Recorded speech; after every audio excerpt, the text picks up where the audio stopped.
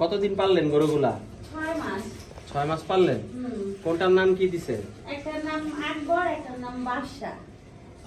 লালটা হচ্ছে বাদশা, বাবর বাদশা বাবর। আচ্ছা ঠিক আছে। আর এটা হচ্ছে আকবর, একটার নাম বাবর। কত দাম চাইলেন এগুলার বলেন? দাম অলরেডি বলছে এই যে এখন বর্তমানে দাম বলছে আর কি 8 লাখ, কিন্তু আমি এখন বিক্রি করবো না দেখা আর কি দাম আমরা করতেছি না। আর এটাও বলছে 3.5 লাখ, দিব না এখন, কারণ ঈদ এখনো দেরি আছে।